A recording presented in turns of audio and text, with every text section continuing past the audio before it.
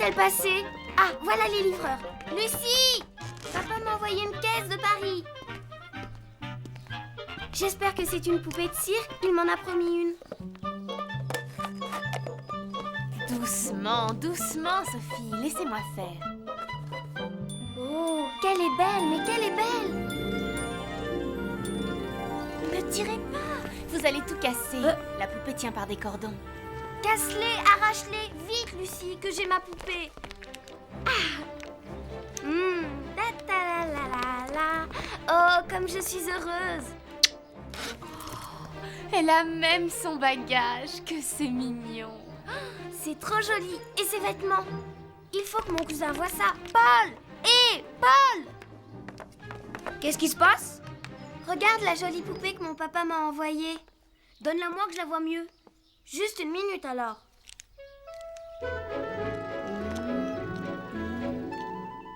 Qu'est-ce que tu as? Cette poupée n'est pas solide. J'ai peur que tu ne la casses. Oh, sois tranquille. Je vais bien la soigner, elle restera comme neuve. Mais oui. Je t'interdis de rire. En fait, tu es jaloux parce que ton papa ne t'a pas envoyé comme à moi un joli cadeau. C'est vrai. Mon père ne pense jamais à ce genre de choses. Je vais demander à maman d'inviter Camille et Madeleine pour leur faire voir ma jolie poupée. C'est inutile. Oh maman, s'il vous plaît. Regardez, avez-vous déjà vu une aussi belle poupée? Je voudrais tant la montrer à mes amis, maman chérie. C'est inutile. Elles sont déjà invitées pour le goûter. Vive maman, de baisers je la mange. Vive maman, elle est notre bonne ange. Tu n'as pas peur que Camille et Madeleine cassent ta belle poupée? Oh non, elles sont trop sages pour ça. Le risque est plutôt du côté de notre Sophie. N'est-ce pas, Paul? Jamais je ne ferai de mal à ma poupée. Je l'aime trop. Elle est en cire, ne l'oublie pas. Comme les bougies. Or, la cire se casse. Oh non, maman, il n'y a pas de danger, elle est dure comme du bois. Et ça, la solidité même. Mais dès qu'on l'allume, ça fond. Pas ma poupée.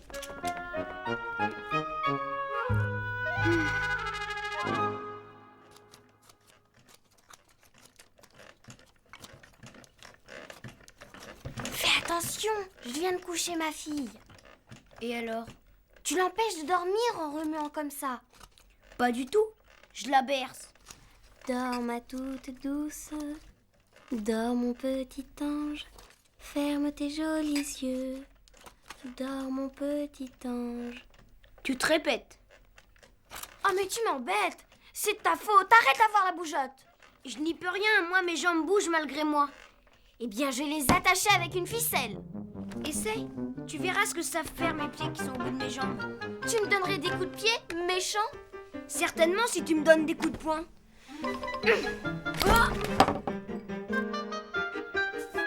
Oh, ma tête! Ma poupée! Tu vas voir! Tiens! Aïe, arrête! Elle n'a rien, ta poupée!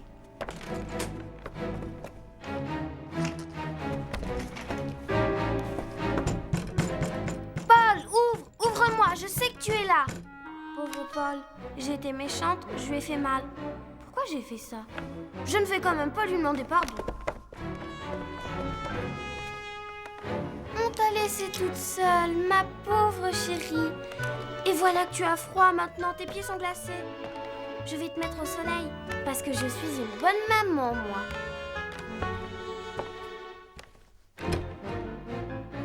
Comment Paul me pardonnera-t-il si je ne lui demande pas pardon?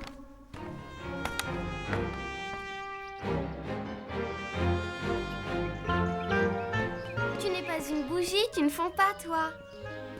Ils me prennent vraiment pour une bécasse. Une poupée, ce n'est pas une bougie. On ne s'éclaire pas avec. Je suis pas idiote, tiens. S'éclairer avec une poupée. Quelle farce.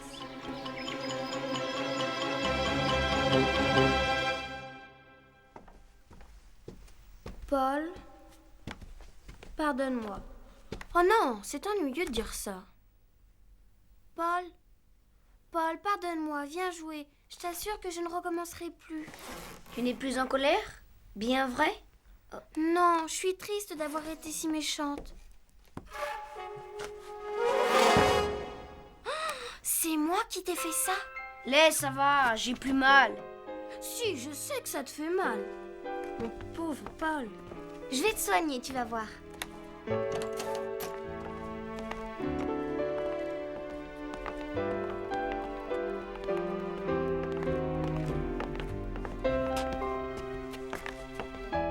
Il suffit de laver et on n'y verra plus rien.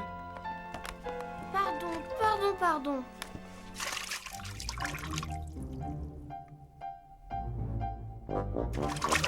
Oh là là, maman va me punir, c'est sûr. Je pourrais dire que je suis tombée dans les épines. Mais ça serait un mensonge.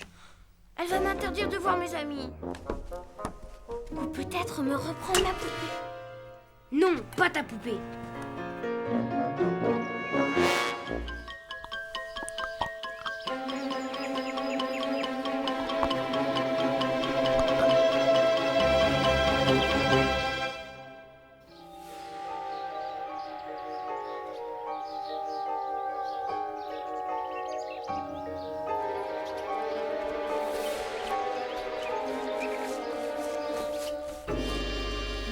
Il ne va pas.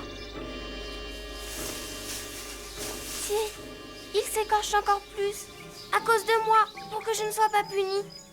Oh, Paul. Non, si j'y vais, maman soupçonnera la vérité. Il vaut mieux que je reste ici. Monsieur Paul!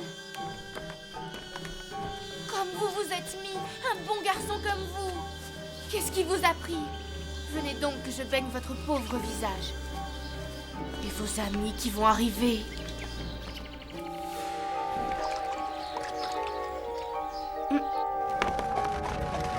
Camille et Madeleine, j'avais oublié.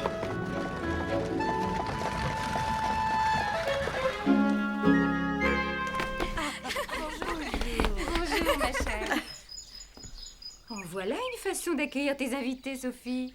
Avec un tablier taché, toute décoiffée. J'ai donné à boire à ma poupée, maman. Oh, Paul, mon Dieu, où t'es-tu arrangé comme ça? On dirait que tu t'es roulé dans les épines. Précisément, ma tante.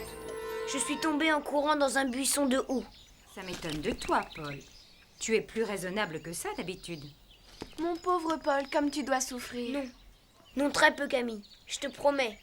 Demain, ça sera passé. Eh bien, ma chère, j'ai été bien inspirée d'apporter ces fruits confits. Je ne connais pas de meilleur remède. Des fruits confits? Demande à maman d'ouvrir le paquet. Je n'ose pas. Mais si, elle ne pourra pas refuser puisque c'est vous qui les avez apportés. Justement, ça ne se fait pas. Je t'ai entendue, Sophie. Et tu sais que je n'aime pas te voir impatiente. Que va penser Madame de Fleurville? Que tu n'es pas assez nourrie? Tout simplement que notre Sophie est gourmande, comme tous les enfants. Sophie, je croyais que tu avais hâte de montrer à tes amis ta nouvelle poupée. La vue des friandises t'aurait-elle fait perdre la mémoire? Une poupée? Oh oui, Sophie, emmène-nous vite voir ta poupée. Venez, jamais vous n'en avez vu d'aussi belle.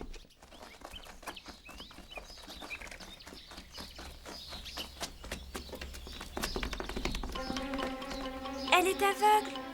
Elle n'a plus Dieu. Quel dommage. Comme elle est jolie. Heureusement que les jambes et les bras n'ont pas eu le temps de fondre. Maman m'avait prévenue.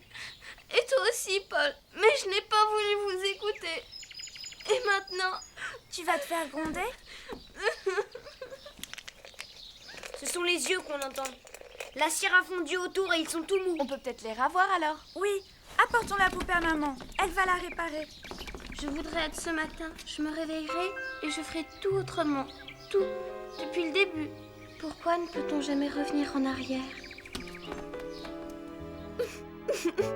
Regardez, il suffirait de découdre le corps et d'aller récupérer les yeux au fond de la tête avec une petite pince. Non, elle a assez souffert. Je ne veux pas qu'on la tourmente encore. Mais c'est pour la réparer, Sophie. On ne répare jamais rien. Est-ce que Paul s'est réparé en se jetant dans le hou? Non, il s'est fait saigner 2 fois plus. Qu'est-ce que c'est que cette histoire? Paul, je te parle. Tu n'es pas tombé accidentellement? Je l'ai griffé et il s'est roulé dans les épines pour m'éviter d'être grondé. Je suis méchant, méchant, méchant. Ne dis pas cela. C'est toi qui souffres le plus. Sophie, je te pardonne parce que pour une fois, tu as fait preuve de franchise. Merci, maman. Merci, ma tante. Quant à cette demoiselle, je pense pouvoir l'opérer sans qu'elle ne sente rien. Il faut juste attendre que la cire durcisse à nouveau. Allez donc jouer au jardin. Nous vous appellerons lorsque nous aurons terminé. 1 minute. Voilà une bonne idée, n'est-ce pas, Sophie? J'y ai droit, moi aussi. S'il vous plaît, ma tante. C'est bon. Prenez-en 2 chacun.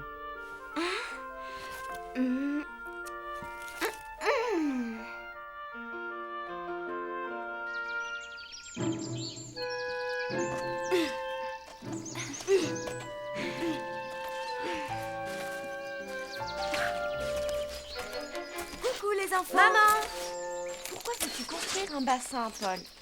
c'est une idée de Sophie. Ça nous évitera de porter l'arrosoir sur des mètres et des mètres. L'ennui avec les fleurs, c'est qu'elles ont toujours soif. Avec Madeleine, nous avons planté des framboisiers dans notre petit jardin. C'est bon et ça demande moins de soins. Ma tante ne veut pas qu'on cultive nos propres fruits. Sophie mangerait tout, elle est si gourmande. Quel parfum as-tu choisi? Comment? Les fruits confits. Moi, j'ai pris une poire et un abricot. Moi, j'ai choisi Angélique et Cédra. Ce sont mes parfums préférés. Angélique et Cédra? Ça doit être délicieux. Je n'en ai jamais goûté. Mais votre bassin ne se remplira jamais. La terre boira toute l'eau et vous n'aurez plus rien pour arroser vos fleurs. C'est un peu dur, non? L'angélique à croquer. Et le cédra, ce n'est pas un peu amer? Sophie, Camille a raison. Il va falloir construire un fond à notre bassin. La prune avait l'air si tendre. J'aurais dû la choisir au lieu de l'abricot. Moi, ça ne m'amuse pas de travailler pour rien. Regarde. Tu as vu, Sophie? Il faut trouver un moyen de retenir l'eau. Oh, la barbe avec ton bassin!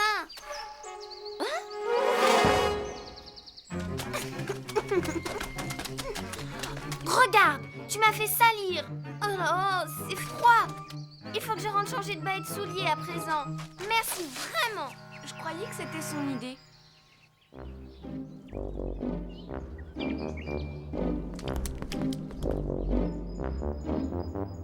Maman va peut-être en donner après le goûter, mais je n'aurai pas le temps de bien choisir. Je vais juste regarder pour ne pas me tromper tout à l'heure.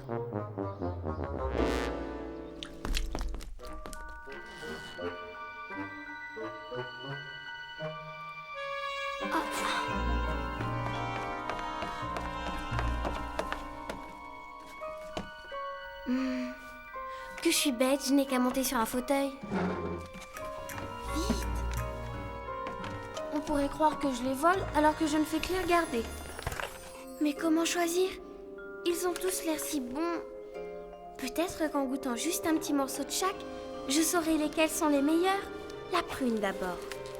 L'angélique. Difficile de décider. Je vais recommencer. Juste un petit peu, ça ne se verra pas. Sophie a toujours de bonnes idées, mais ça ne l'intéresse pas longtemps. Elle est plus jeune que nous, c'est pour ça. Elle n'a qu'un an de moins que moi. Oui, mais toi, tu as une sœur aînée. Ça te rend raisonnable. Mais Sophie, elle, a Paul, qui est comme son frère. Il passe plus de temps ici qu'avec ses parents. Il lui faut du temps pour changer de bas. Et voilà ma tante qui J'aimerais revient. bien qu'on m'explique pourquoi on obéit toujours à Sophie alors qu'elle n'a même pas l'âge de raison. Oh là là! Qu'est-ce que j'ai fait? Maman devinera que c'est moi. Je vais encore être grondée. À moins que... Mais oui, je dirais que ce sont les souris. Non, plutôt un rat. Vu tout ce que j'ai mangé, oui, un gros vilarat. Un gros vilarat tout noir. Je suis bien maline. Comme c'est ingénieux. Paul a raison.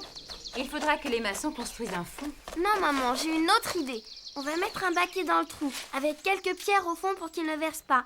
Et on laissera se remplir d'eau de pluie. C'est ça, mademoiselle l'ingénieure. En attendant, rentrons au château nous occuper de cette poupée. Romo m'appelle. Mais elle est toute poisseuse. Qu'as-tu mis dessus? Rien? Quel drôle d'air tu as. On dirait que tu as fait quelque chose de mal. Moi? Tu as toujours des idées ridicules. Vas-tu cesser de me regarder, c'est agaçant à la fin.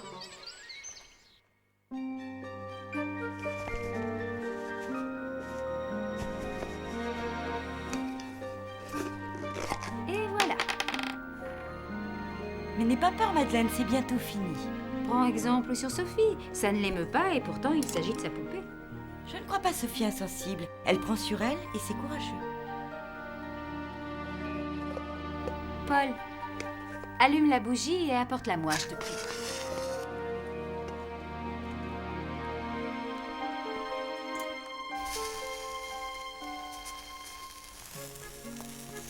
Attendons une minute que la cire refroidisse.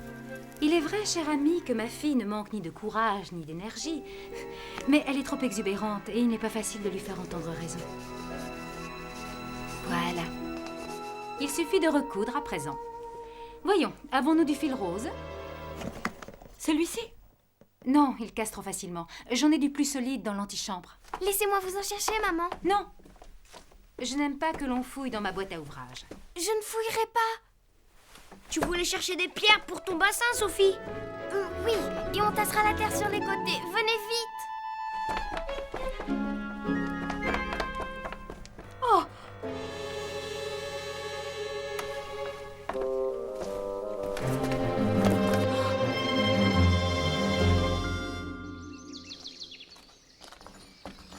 Tu ferais mieux d'avouer ta bêtise, Sophie. Quelle bêtise? Mais je n'ai rien fait de mal. Pourquoi voudrais-tu toujours que je fasse des bêtises? J'en ai assez à la fin. Moins fort! Oh là là! Je sens que je vais avoir mal au cœur. D'abord, Paul nous accueille tout écorché. Ensuite, ta mère joue au chirurgien. Je vais faire des cauchemars. Et tu ne seras pas la seule. Avoir mal au cœur ou à faire des cauchemars? Les deux. Je connais quelqu'un qui doit avoir l'estomac et la conscience bien lourds. Mais on n'a pas encore goûté. Ça dépend qui. Arrêtez!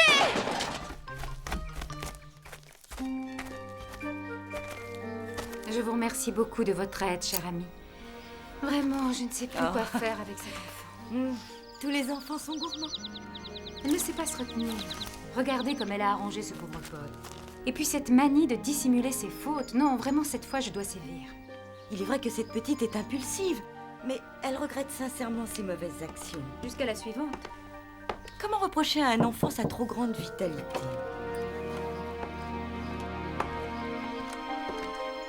Sophie, tu avais faim peut-être? Maman, pardonnez-moi. Je voulais juste choisir à l'avance pour ne pas me tromper ce soir et puis, à force de regarder, je ne me suis pas rendu compte.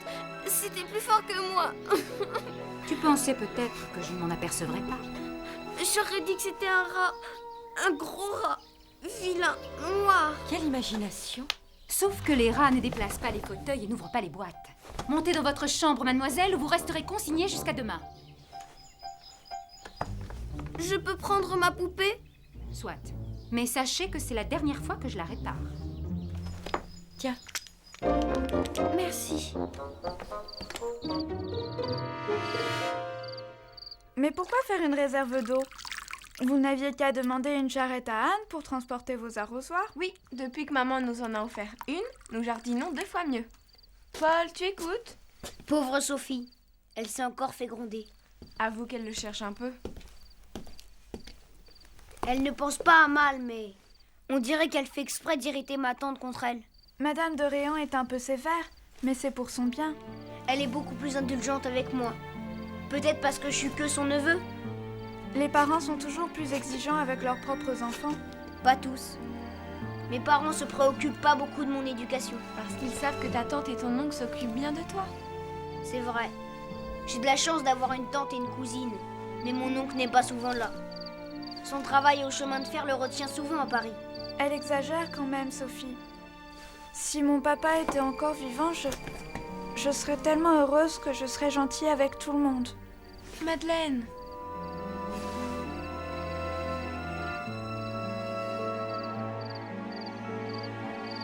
Voyons, mademoiselle Sophie. Comment pouvez-vous être triste avec une belle poupée comme ça? Ma Lucie, comme je t'aime. Tu es si douce. Quand vous étiez toute petite, il vous fallait toujours un câlin avant de vous endormir. Un gros câlin comme ça. Moi, j'aime beaucoup les câlins. Regarde, on voit la réparation là. C'est un peu plus clair autour des yeux. Et puis le fil n'est pas tout à fait de la couleur du corps. Mais je l'aime peut-être encore plus qu'avant. Elle a été si courageuse pendant que maman l'opérait, mais je suis si triste. Allons. Vous n'allez pas pleurer pour des fruits confits. Une fois qu'on les a mangés, c'est fini, il n'en reste rien. Tandis que votre poupée... Oh, Lucie, j'avais enfin trouvé. C'était l'abricot le meilleur, encore plus que la prune et l'angélique. J'avais eu du mal à choisir parce qu'il fallait se souvenir du goût des autres, mais vraiment, l'abricot, c'était le plus sucré. Quel dommage que nous ne puissions pas dire au revoir à Sophie. Allons, vous vous reverrez bientôt. J'y pense. La poupée n'est pas punie, elle. C'est vrai. Et comme assistante chirurgien, je prendrai volontiers de ses nouvelles. Oui, et moi aussi. À présent qu'elle est réparée. Paul, va chercher ces demoiselles, puisque tout le monde les réclame. J'y cours, ma tante. Alors c'est entendu. Vous venez goûter jeudi. Paul sera toujours là? Oh oui, ses parents savent qu'il est mieux avec moi que dans leurs jambes. Pourquoi? Ils ne l'aiment pas? Si, bien sûr, mais ils ont leurs affaires, leurs amis, ils sont très occupés. Et quand on a la chance d'avoir une cousine du même âge? S'ils pouvaient améliorer le caractère de notre Sophie. Lâche-moi.